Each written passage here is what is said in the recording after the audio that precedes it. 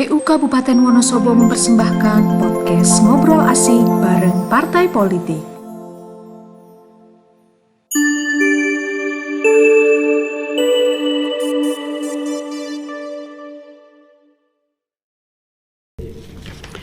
Assalamualaikum warahmatullahi wabarakatuh. Waalaikumsalam warahmatullahi sejahtera wabarakatuh. untuk kita semua. Ketemu kembali dengan kami dari KPU Kabupaten Wonosobo dalam acara podcast Ngobrol Bareng dengan Partai Politik, Ngobrol Asik dengan Partai Politik. Acara ini kita dedikasikan sebagai bentuk pendidikan pemilih bagi masyarakat Kabupaten Wonosobo agar masyarakat Wonosobo ini lebih melek politik, apalagi terkait dengan partai politik gitu ya. Jadi masyarakat Wonosobo harus lebih tahu, lebih kenal, lebih dekat dengan partai politik. Kenapa harus kenal dengan partai politik? Karena partai politik ini merupakan lembaga yang sangat penting dalam proses demokrasi kita. Di partai politik inilah proses kaderisasi dilakukan. Kemudian dari partai politik ini akan dimunculkan para calon-calon pemimpin baik di legislatif maupun di eksekutif. Selain itu, partai politik juga punya fungsi untuk menjadi sarana atau artikulasi aspirasi masyarakat, sehingga harapan kami dengan acara ini masyarakat Wonosobo lebih kenal, lebih dekat dengan partai politik. Dan pada kesempatan yang baik ini kita sudah kehadiran tamu yang istimewa, Bapak Ika Sulistia. Beliau adalah Ketua DPD PAN Kabupaten Wonosobo. Apa kabar Pak Ika? Ya, alhamdulillah. Assalamualaikum warahmatullahi wabarakatuh. Waalaikumsalam. Baik selalu Pak Ika ya. Mudah-mudahan sukses selalu.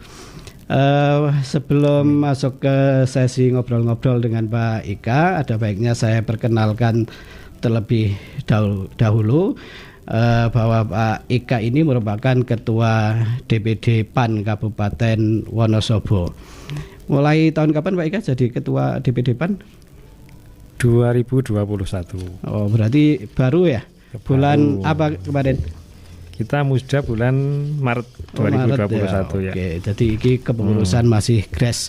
Periodisasinya 5 tahun ya? 5 tahun sampai 2000 berapa ini? 2025 kalau periodisasi Kongres 5 tahun lagi gitu ya.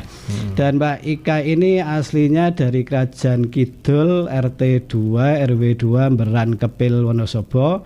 Pendidikan terakhir S1 mana ini Pak Ika? Perguruan tinggi mana? Institut Sains dan Teknologi Akprin. Wah, luar biasa. Jakarta. Oke. Pekerjaan DPR 3 periode mulai 2009. Wah, jadi ini tokoh yang sudah lama malang melintang bahasanya ini ya di legislatif kita. Baik Pak Ika, ini kita ingin ngobrol-ngobrol santai saja terkait dengan partai Anda. Mungkin awal Anda bisa menceritakan tentang sejarah partai Anda baik nasional maupun lokal. Oke. Langsung? Ya Pak Ika. Oke. Assalamualaikum warahmatullahi wabarakatuh. Alhamdulillahirabbil alamin. Assalatu wassalamu ala asrofil anbiya wal mursalin wa ala alihi wa sahbihi ajmain. Asyhadu alla ilaha illallah wahdahu la syarikalah wa asyhadu anna Muhammadan abduhu wa rasuluh. Allahumma shalli ala Muhammad wa ala alihi wa sahbihi ajmain. Amma ba'du. Selamat siang pada warga Wonosobo yang mungkin mendengar atau mengikuti acara podcast pada siang hari ini. Mas Amir selaku komisioner KPU Kabupaten Wonosobo salah satu, dan juga jajarannya yang mengikuti acara podcast hari ini.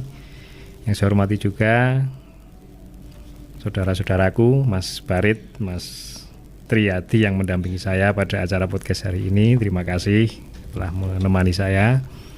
Salam sayang saya kepada seluruh warga Wonosobo dan juga salam kepada Pak Bupati, Pak Wakil Bupati, Pak Ketua DPR dan teman-teman anggota DPRD Kabupaten Wonosobo. Komplit.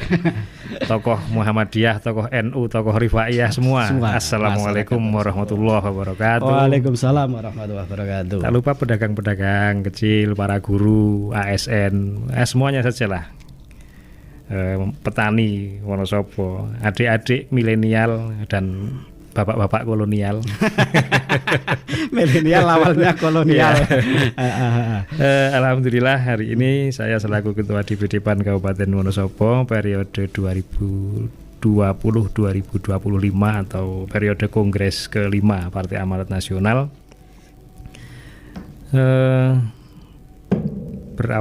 Kita awali dari sejarah dulu ya. Sejarah ya. Kita bicara soal nasional, sejarah. kemudian lokalnya kayak apa? Ini tidak terasa, ternyata Partai Amanat Nasional ini sudah 23 Agustus 2024 besok sudah 98 sampai sekarang ya berarti.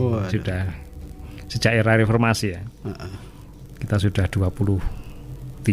hampir 24 tahun, mungkin nanti di 2022 kalau Agustus orang ya sudah remaja gitu ya. Sudah remaja. Tapi kalau partai politik, kalau melihat periodisasi politik nasional itu ya usia itu sudah usia tua. Sudah tua. Kita lihat periodisasi politik kita sejak adanya Indonesia Merdeka, Orde Baru umurnya berapa tahun? 20 tahun ganti orde kan. Iya. Orde lama 45 sampai 65 20 tahun. Kemudian Orde Baru 32 tahun. Kalau kita melihat periodisasi era politik Indonesia ya usia 23 itu sudah menjelang senja. Kemungkinan bisa aja nanti bisa ganti era apa. Kalau dulu ada Orde Lama, Orde Baru, Orde Reformasi hari ini. Nah, saya nggak tahu apakah nanti akan ada orde yang lain setelah Orde Reformasi. Ini sudah cukup dalam tataran pendewasaan politik pada dasarnya untuk tataran periodisasi era politik di Indonesia. Nah, yang perlu saya sampaikan Mas Amir bahwa orde atau era reformasi itu mungkin bagi anak-anak milenial saat ini mereka reformasi ki apa sih? Enggak kenal rata-rata ya. Bagi mereka yang kelahiran 95 mungkin ke atas ya. Waktu reformasi itu kan mereka umurnya masih di 3 tahun. Iya. Atau mungkin kelahiran 90 saja mungkin baru 8 tahun, masih ramyang-ramyang. Nah, kita bicara politik di era reformasi ini, generasi penerus kader-kader politik semua partai termasuk dari kami Partai Amanat Nasional ini kan ke depan kemungkinan 2024 itu anak-anak di usia kelahiran 90-95 itu sudah menjadi pelaku politik. Betul.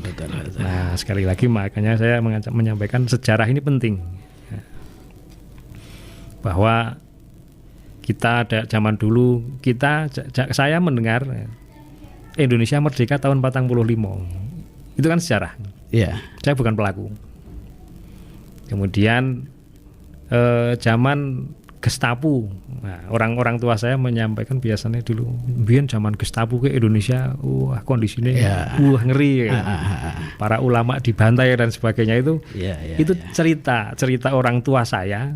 Generasi politik orang tua saya di perubahan rezim Orde Lama ke Orde Baru itu zaman Gestapo ki apa sih Pak? Anak-anak sekarang sama nggak tahu lagi. Saya aja masih ramai-ramai diceritai bapak saya. Gestapo itu gerakan September 30 September Gestapo atau G30S PKI kalau orang trennya di bahasa sejarah. Tapi orang lama, orang tua kami nggak pernah ngomong G30S PKI, ngomongnya zaman Gestapo ke biar ngeri ya. Zaman Kles ke biar ngeri ya. Ini singkatnya PAN itu lahir ketika zaman reformasi gitu ya. Tokoh-tokoh yang mendirikan siapa aja Pak Ika? Ini karena waktunya agak pendek.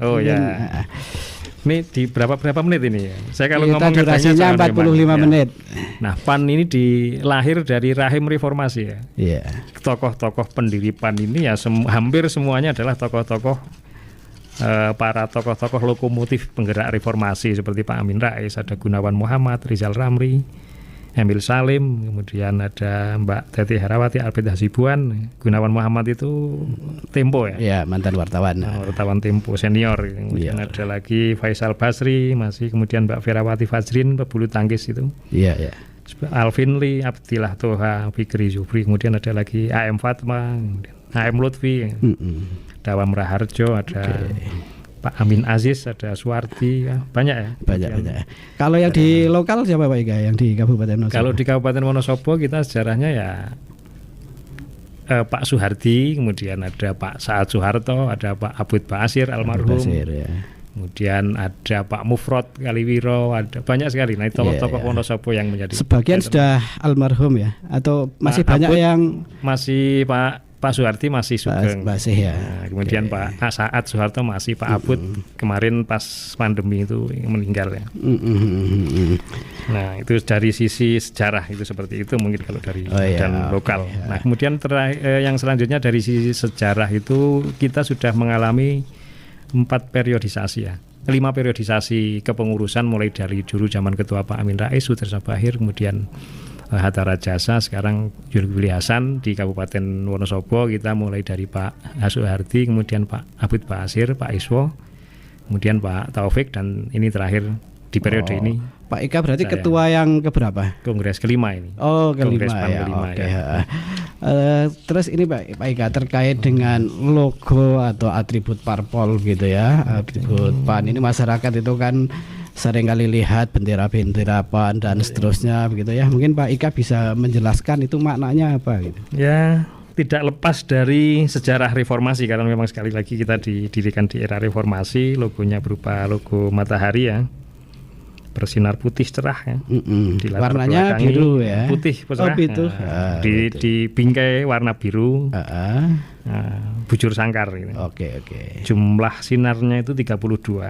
Wah, detail. 32 itu mencerminkan bahwa selama 32 tahun era Orde Baru itu tokoh-tokoh PAN dan pendiri PAN menganggap demokrasi kita nggak bagus lah.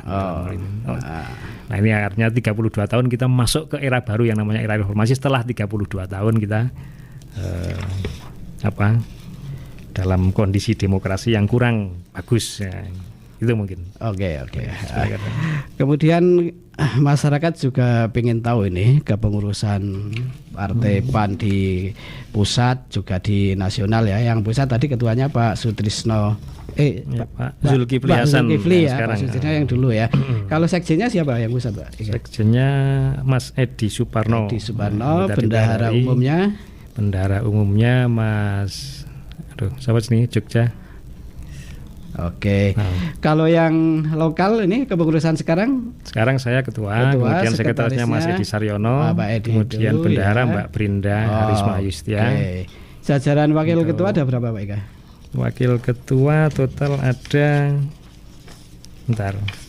ini 1, 2, 3, 4, 5, 6, 7, 8, 9, 10, 11. Oke, itu membidangi divisi-divisi ya.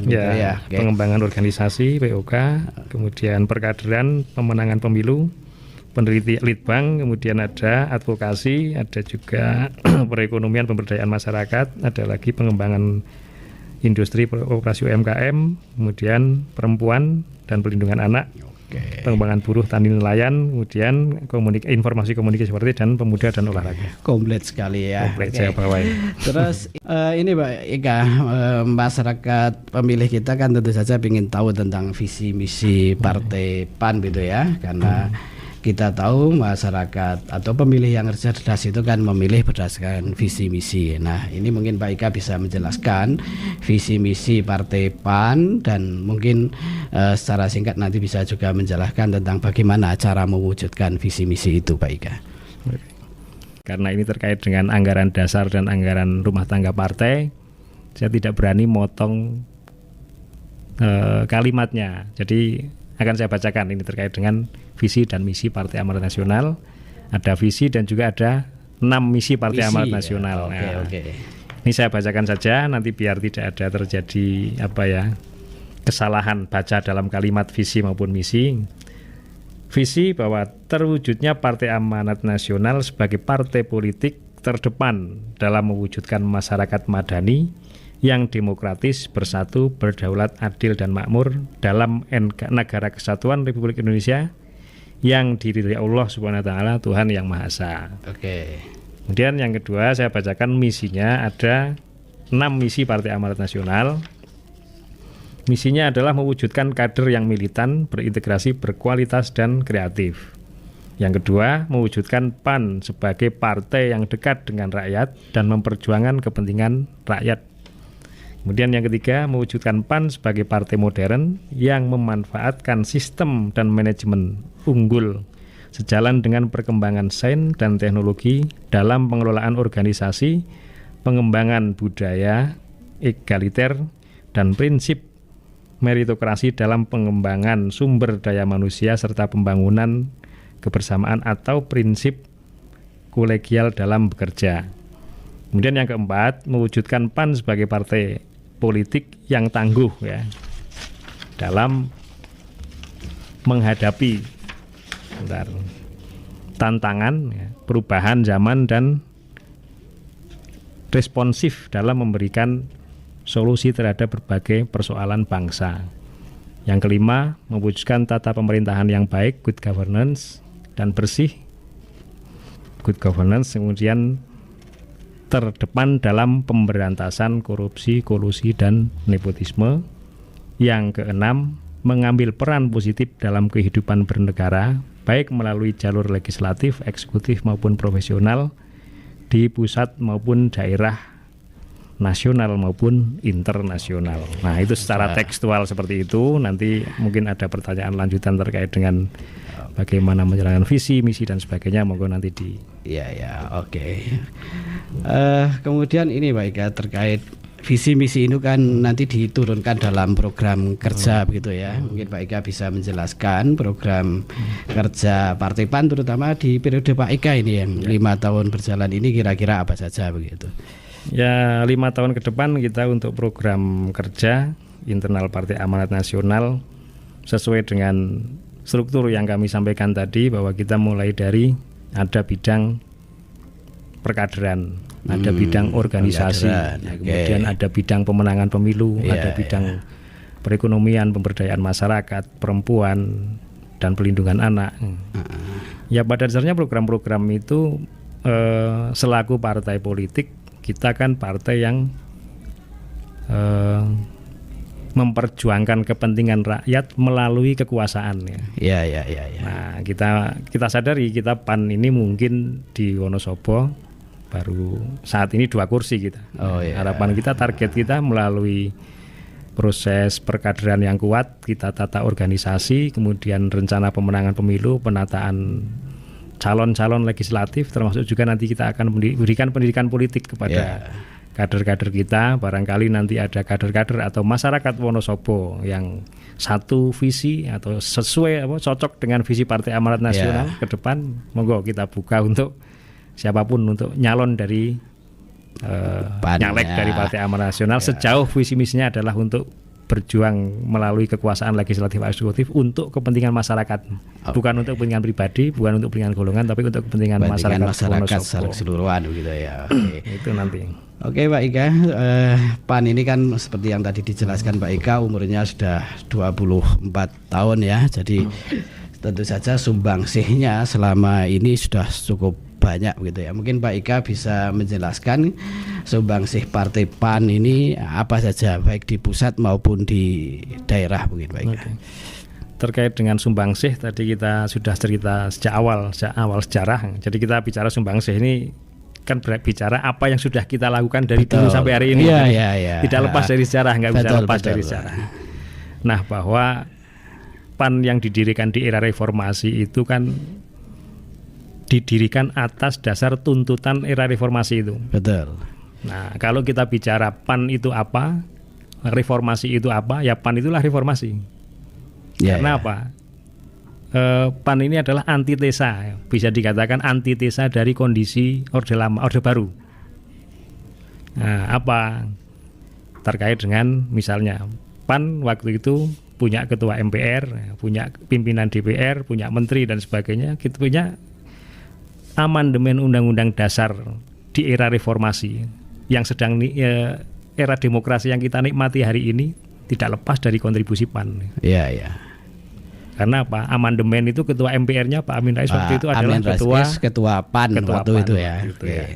Kemudian juga ada Pak AM Fatwa dan sebagainya itu melakukan amandemen, kemudian ini diakui atau tidak secara dari sisi sejarah, Ya. kondisi Betul, Undang-Undang betul. Dasar hari ini ruhnya ya salah satunya adalah Partai Amanat Nasional di situ. Kemudian misalnya tuntutan reformasi waktu itu terkait dengan difungsi ABRI. Ya. Difungsi ABRI itu karena waktu itu di DPR salah satu isu tuntutan reformasi kan jangan ada difungsi ABRI. Kalau dulu ada fraksi ABRI ya. Ada anggota Ada Polri fraksi dan ABRI. menjadi. Nah, sekarang ABRI dan TNI adalah alat negara, bukan alat pemerintahan, bukan alat penguasa, makanya harus dipisahkan dari Dikembalikan ke kekuasaan. barak gitu ya. Dikembalikan ke barak lagi. Kemudian ada lagi terkait dengan penegakan hukum. Ya inilah PR-PR yang selalu menjadi perjuangan Partai Amanat Nasional. Kondisi hari ini mungkin menurut masyarakat, sebagian masyarakat ada ke bidang hukum yang mungkin masih dianggap tumpul ke atas, tajam ke bawah dan sebagainya. Ya ini menjadi PR-PR yang akan menjadi selalu perjuangan kita selaku amanat reformasi sebagai partai amanat nasional yang berdiri di era reformasi. Kemudian isu apa lagi? Desentralisasi misalnya. Undang-undang otonomi daerah. Kemudian ada lagi misalnya terkait dengan pemberantasan KKN. Kemudian termasuk terlibat dalam pembentukan undang-undang, pembentukan KPK dan sebagainya. Ini tidak lepas dari semangat reformasi yang juga diperjuangkan oleh PAN. Artinya apa? Undang-undang selama ini mayoritas di negara ini, negara sampai pada era reformasi ini tidak lepas dari peran Partai Amanat Nasional selaku salah satu lokomotif reformasi di 1998 waktu itu. Ini kalau yang di pusat Pak Ika ya. Kemudian kalau tinggalan di daerah, legislasi di daerah apa kira-kira itu? Pada dasarnya untuk saat ini kita kan kebijakan, apalagi di periode ini ya. Kita kan PAN ini adalah partai pengusung bupati. Oh gitu ya. Salah satu partai pengusung.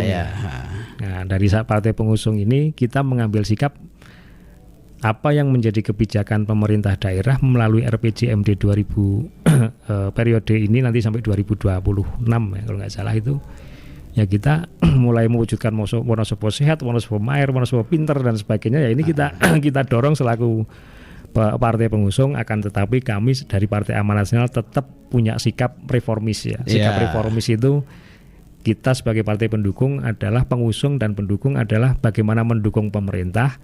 Akan tetapi kalau memang masih ada kekurangan ya kita tidak segan-segan untuk mengkritisi. Kita tetap menjadi mitra pemerintah daerah, mendukung dan menjadi mitra yang kritis dan konstruktif. Harapan kita seperti itu nanti untuk Partai Amanat Nasional ke depan. Baik. Kalau perda mungkin Pak Ika bisa disebutkan secara khusus yang pernah digolkan oleh PAN mungkin. Kalau secara spesifiknya usulan dari Partai Amanat Nasional itu kita dulu pernah mengusulkan lewat badan legislasi, nggak bisa pribadi kan, lewat badan legislasi. Paling itu tidak menjadi inisiatornya lah. Soal undang-undang waktu periode pertama saya itu yang agak krusial ini, yang agak krusial saja terkait dengan undang-undang ketenagakerjaan. Waktu itu inisiatif DPRD, nah kita salah satu yang menginisiasi untuk di situ agar terkait dengan UMR waktu itu yang kita peningkatan UMR. Kemudian di situ ternyata ya karena kita mungkin jumlah kita agak sedikit ya, akhirnya undang-undang perda itu agak ada kendala karena kekuatan kita memang nggak sebesar partai besar ya. Kemudian ada lagi mungkin terkait dengan pasar modern misalnya waktu itu kita menjadi salah satu motor bagaimana nanti akan tetapi juga di situ jarak dan sebagainya itu kan cukup krusial juga. Kemudian kita itu yang menurut kami cukup krusial untuk kepentingan masyarakat. Kemudian saya pernah juga mendorong agar ada perda atau peraturan bupati yang sampai sekarang belum dilaksanakan. Mudah-mudahan nanti Pak Bupati mendengar ini terkait dengan perlindungan terhadap produk-produk lokal Wonosobo, terutama produk pertanian. Jadi salah satu yang kita dorong dari pemerintah daerah dan sampai sekarang ini belum di bidang pertanian ini kita cukup apalagi perlindungan terhadap petani kan petani perlindungan terhadap petani, apalagi terutama pada harga pasca panen. Kemudian termasuk juga kebijakan daerah dalam kebijakan anggaran kita di sektor pertanian masih support pemerintah daerah ini sebagai penyumbang PDRB terbesar di Kabupaten Wonosobo pertanian ini, tapi support dari APBD kita dari tahun ke tahun belum begitu signifikan untuk mendorong pertumbuhan pertanian ini. Nah, gambaran kami yang ingin kami sampaikan ke depan itu pemerintah daerah harusnya sudah kita bicarakan akan tetapi belum bisa diimplementasikan sampai ini adalah bahasa soal agroindustri. Agroindustri. Jadi ini yang ke depan bahwa selama ini mungkin 80-90% produk Wonosobo itu keluar berupa produk bahan mentah. Nah, industrialisasi perlu ada pengolahan sehingga PDRB sektor pertanian itu turun, akan tetapi agroindustri kita kontribusinya naik. Oke. Lanjut Pak Ika, ini kan tadi berbicara tentang legislasinya ya, perda dan seterusnya. Kalau fungsi yang lain di bidang budgeting yang pernah dilakukan oleh PAN apa kira-kira Pak Ika? Ya, budgeting kita tidak bisa serta-merta bahwa ini adalah budgetingnya dari PAN kan itu. Iya. Paling tidak menginisiasi lah. Begini, jadi kalau kita bicara budgeting itu kan kita bicaranya APBD ya. Iya. Nah, kalau kita bicara APBD, kita selalu mendorong kepada pemerintah daerah agar satu, pola penganggaran APBD itu dilakukan secara bisa transparan, akuntabel, memiliki nilai manfaat yang tinggi untuk kepentingan masyarakat. Kita akan selalu mendorong seperti itu karena apa? Banyak juga kan kadang kegiatan-kegiatan yang muncul tiba-tiba, kurang akuntabel, prosesnya juga kurang pas lah. Iya. Nah ini selalu saya kebetulan saya kan anggota Badan Anggaran. Ya di situ saya aktif bagaimana agar anggaran ini bisa diproses, mulai dari proses perencanaan, kemudian pelaksanaan sampai nanti pertanggungjawaban penggunaan anggaran itu. Ini harus kita kawal bersama-sama. Kemudian beberapa hal terkait dengan postur APBD Kabupaten Wonosobo itu kami dari PAN selalu menyoroti beberapa hal. Dari sisi pendapatan misalnya, kita selalu mendorong pemerintah daerah agar bagaimana PAD ditingkatkan. Ya. Kemudian kebetulan apalagi di era pandemi di 2 tahun terakhir, pendapatan kita turun terus, dana transfer kita turun terus di 2019, 2020, 2021. Kemudian adanya anggaran untuk refocusing karena COVID dan sebagainya. Ini tidak, karena ini memang kondisi darurat nasional maupun internasional. Akan tetapi kita dari Partai Amanat Nasional selalu mendorong agar ini dilakukan secara perencanaannya harus bagus, prosesnya harus benar, kemudian kita harus transparan, akuntabel. Nah ini kadang kita beberapa proses APBD juga menurut kami masih perlu banyak pembenahan dalam proses itu. Nah alhamdulillah ini sekarang ada misalnya termasuk kebijakan dari pusat adanya SIPD, Sistem Informasi Pemerintah Daerah, itu kadang juga di sisi lain di tingkat kabupaten bagi kami Partai Amanat Nasional justru malah mengurangi ataupun mengebiri kewenangan DPRD sebagai fungsi budgetingnya ini. Ini yang mungkin nanti ke depan perlu kita tata dan perlu kita benahi sehingga proses yang kita harapkan, proses APBD, penganggaran budgeting yang transparan dan akuntabel ini bisa semakin baik bukan semakin buruk ke depannya gitu. Iya, oke. Nah, kita mendorong Bupati sebagai partai pengusung ya harus lebih baik dong Pak Bupati. Iya. Kalau memang lebih buruk ya maksud kami harus ngomong lebih baik. Kalau yang lebih buruk ya kalau tidak membaik ya tidak membaik ya harus kami katakan itu kurang harus diperbaiki kan itu. Itu yang tadi maksud PAN sebagai mitra yang kritis dan konstruktif tadi. Kemudian apa Pak Ika yang pernah dikritisi oleh PAN begitu ya, atau aspek pengawasan apa yang pernah dilakukan oleh PAN? Oh banyak ya.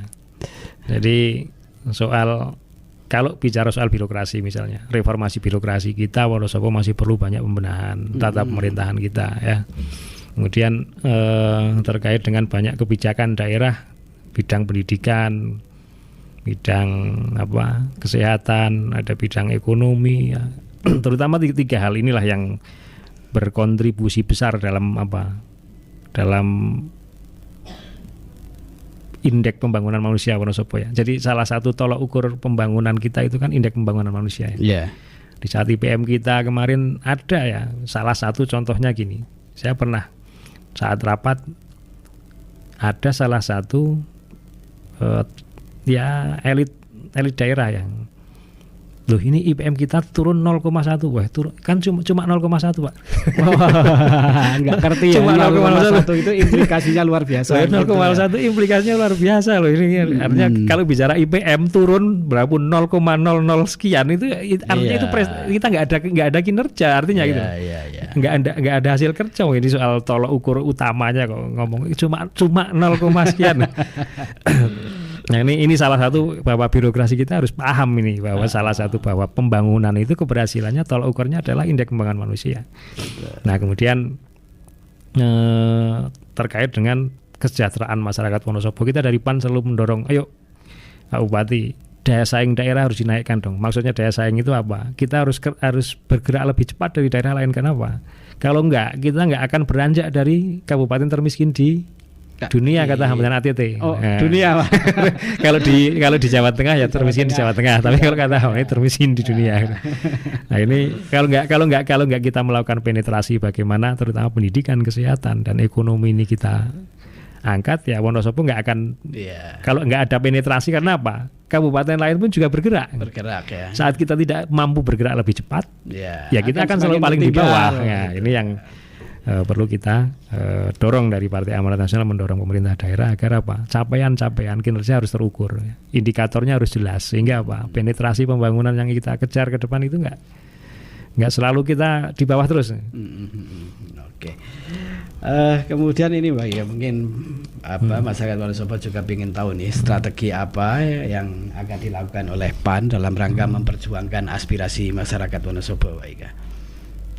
Ya, trik-triknya apa aja gitu ya, supaya mereka yakin nanti tertarik dengan PAN begitu. Ya, ini sekaligus closing atau gimana ini? Ini belum. Jadi kami dari Partai Amanat Nasional ini ya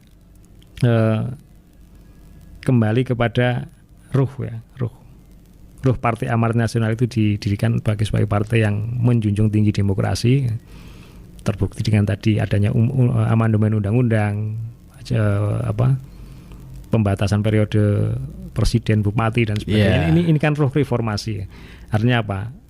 Ada ruh dari PAN ini, salah satu ruh reformasi adalah adanya pembatasan kekuasaan eksekutif, terutama itu adalah bahwa PAN salah satu partai yang mengutamakan perkaderan agar jalan, agar kekuasaan tidak terlalu lama, tidak totaliter, tidak absolut, karena kekuasaan yang terlalu lama itu kan tidak bagus menurut kami. Sehingga regenerasi, harapan kami nanti anak-anak muda ini ayo gabung ke Partai Amanat Nasional, bareng-bareng berjuang. Karena apa? Dari kami ini partai yang mengutamakan perkaderan, monggo anak-anak muda. Karena apa? Ada pembatasan dan ini salah satunya. Kemudian yang kedua, sesuai dengan semangat PAN sebagai partai yang reformis terkait dengan demokratisasi. Kita selalu memperjuangkan kebebasan pers, kemudian kebebasan berpendapat masyarakat ini selalu kita junjung tinggi. Kemudian kita sebagai Partai Amanat Nasional siapa kepada siapa kita berpihak, ya kepada seluruh masyarakat Indonesia, seluruh masyarakat Wonosobo, terutamanya mayoritas ya, karena terutama ya orang Islam. Karena apa? Wonosobo ini mayoritas ya orang Islam. Tidak boleh dong kita siapa yang ya orang Islam yang harus kita perjuangkan, salah satunya yang kita utamakan. Karena apa? Karena penduduk masyarakat Wonosobo yang terbanyak dari situ kan. Nah, soal dari agama-agama lain ya kita memberikan kesempatan yang sama. Akan tetapi porsi terbanyak ya sebagai penduduk terbanyak di Wonosobo ini kan adalah kepentingan masyarakat. Misalnya PAN selalu menentang ya terkait dengan kepentingan umat Islam, terkait dengan misalnya undang-undang LGBT, kemudian seks bebas dan sebagainya. Itu PAN ya sebagai salah satu keberpihakan kepada mayoritas ya, salah satu keberpihakan mayoritas. Ini PAN selalu akan menentang pada hal-hal yang menurut kami tidak sesuai dengan aturan agama dan moral. Karena apa? PAN ini adalah partai yang menjunjung tinggi moral agama. Agama apapun ya.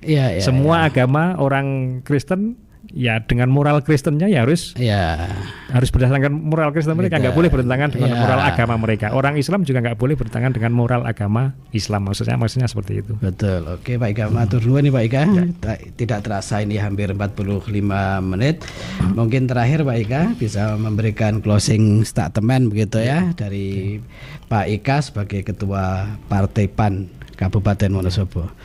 Monggo Pak Ika. Oke, terima kasih sebagai closing dari kami bahwa kami Partai Amanat Nasional Kabupaten Wonosobo akan selalu berjuang dan menyuarakan aspirasi masyarakat semaksimal mungkin akan kita serap, kemudian semua kepentingan masyarakat. Ayo berjuang bareng-bareng bagaimana mewujudkan Wonosobo yang lebih baik ke depan, Wonosobo yang lebih maju, berlandaskan moral agama seperti visi platform Partai Amanat Nasional sebagai partai yang berlandaskan moral agama, kemudian rahmatan lil alamin, bisa bermanfaat untuk semua, tidak hanya satu golongan, satu ras dan sebagainya, akan tapi untuk semuanya, memberikan rahmat kepada semuanya. Kemudian tujuan kita untuk mensejahterakan masyarakat, kita bareng-bareng dengan semua unsur elemen masyarakat. Saya yakin semua partai, entah itu partai besar, partai menengah, partai kecil, tidak mungkin akan bisa memperjuangkan, memajukan Wonosobo Indonesia ini sendirian. Ya, harus kerjasama. Harus ada kerjasama, harus ada saling bisa memberikan masukan, tidak tebal kupingnya saat dikritik, juga itu dijadikan sebagai bahan untuk memperbaiki, bukan untuk menjustifikasi atau mendiskresikan satu sama yang lain, akan tapi kritik itu dianggap sebagai obat ya. Obat itu kan pahit tapi kan menyembuhkan. Nah, ini yang mungkin nanti kita lakukan bersama-sama. Kemudian salam hormat kami, monggo masyarakat Wonosobo bareng-bareng bergabung ke Partai Amanat Nasional yang sudah kami jelaskan. Nanti sekretariatan Partai Amanat Nasional masih tetap di Sabu Alu, depan KPU dan dekat dengan Wasona FM. Oke, terima kasih Pak Ika atas waktunya dan penjelasannya yang luar biasa.